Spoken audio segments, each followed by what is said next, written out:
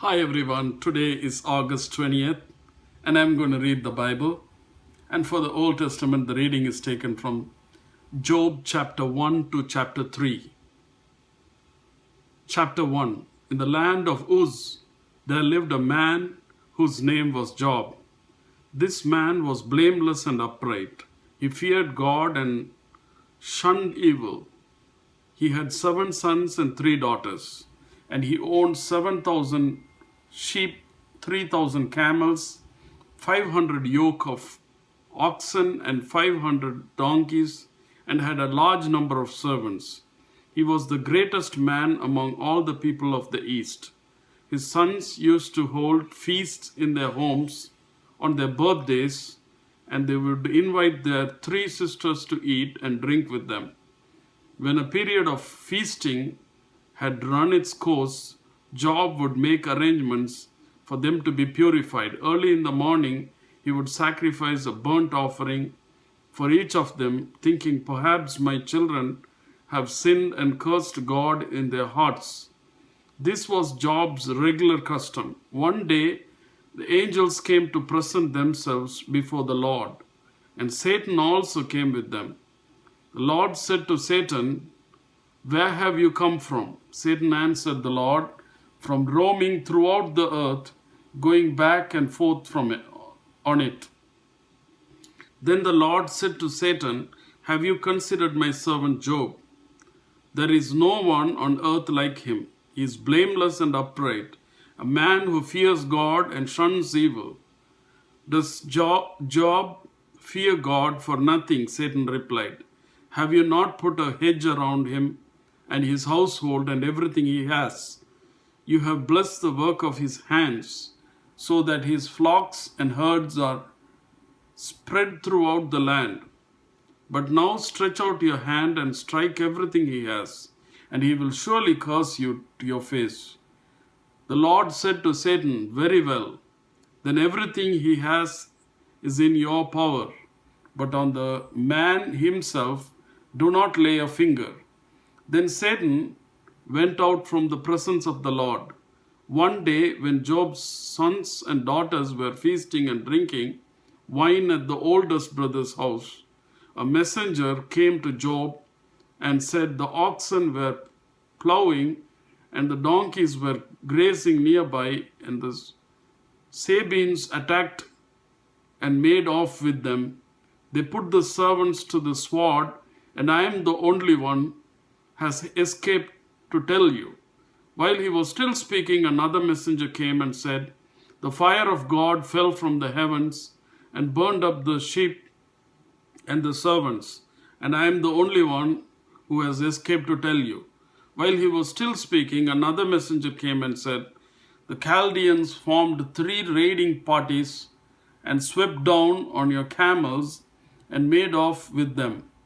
They put the servants to the sword, and I am the only one who has escaped to tell you." While he was still speaking, yet another messenger came and said, "Your sons and daughters were feasting and drinking wine at the oldest brother's house, when suddenly a mighty wind swept in from the desert and struck the 4 corners of the house. It collapsed on them, and they are dead. And I am the only one who has escaped to tell you." At this, Job got up and tore his robe and shaved his head. Then he fell to the ground in worship and said, "Naked I came from my mother's womb, and naked I will depart. The Lord gave, and the Lord has taken away. May the name of the Lord be praised."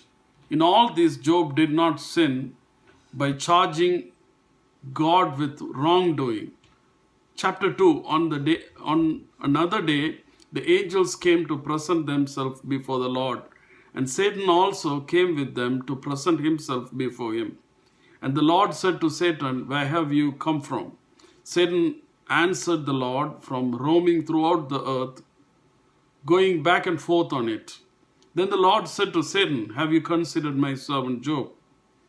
There is no one on earth like him. He is blameless and upright, a man who fears God and shuns evil, and he still maintains his integrity, though you incited me against him to ruin him without any reason. Skin for skin, Satan replied. A man will give all he has for his own life, but now stretch out your hand and strike his flesh and bones, and he will surely curse you to your face. The Lord said to Satan, Very well, then he is in your hands, but you must spare his life.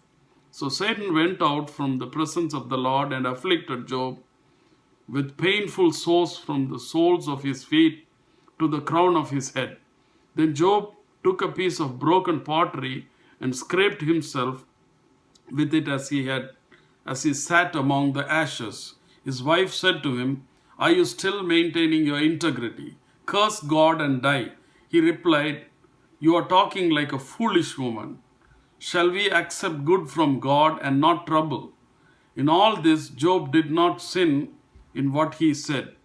When Job's three friends, Eliphaz the Temanite, Bildad the Shuhite, and Zophar the Naamathite, heard about all the troubles that had come upon him, they set out from their homes and met together by agreement to go and sympathize with him and comfort him.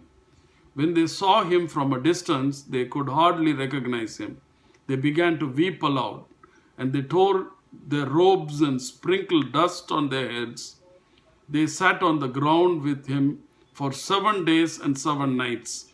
No one said a word to him because they saw how great his suffering was.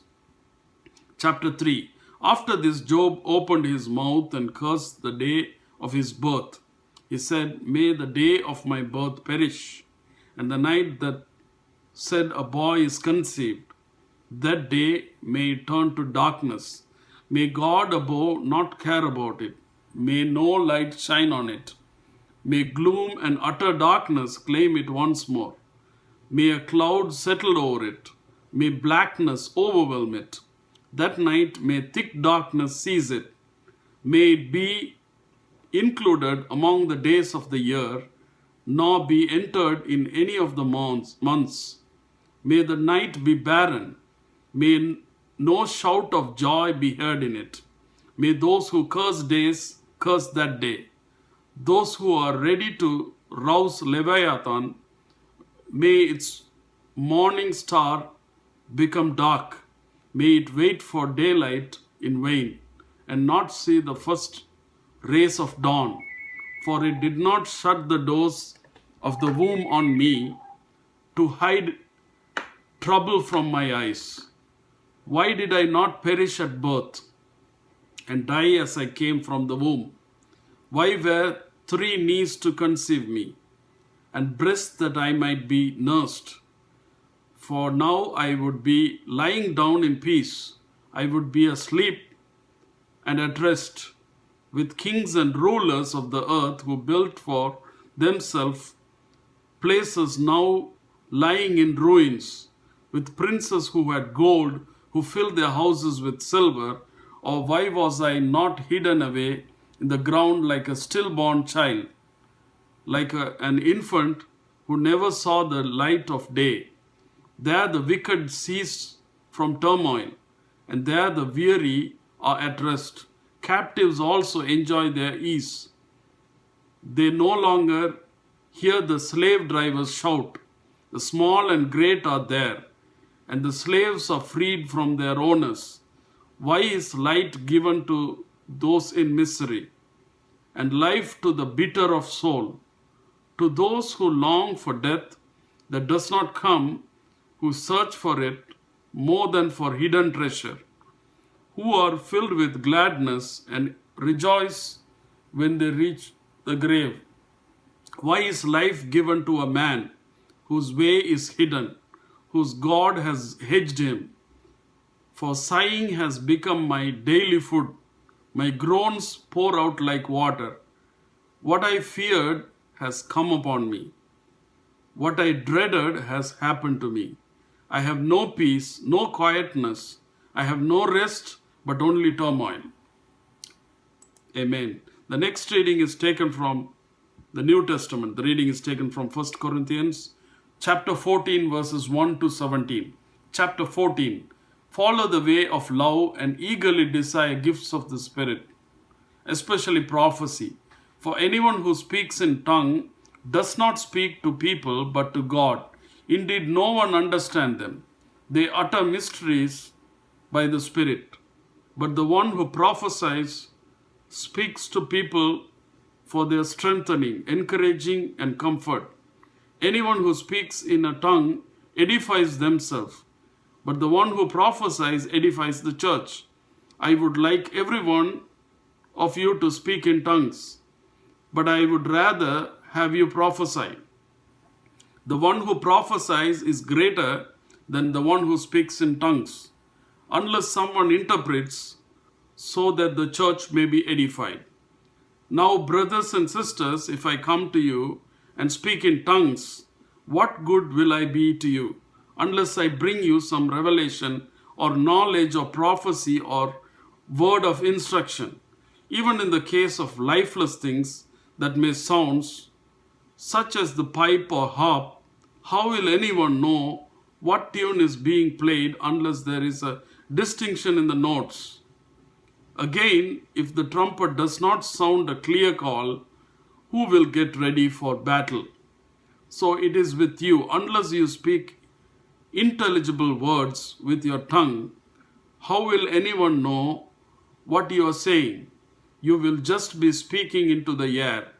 Undoubtedly, there are all sorts of language in the world, yet none of them is without meaning.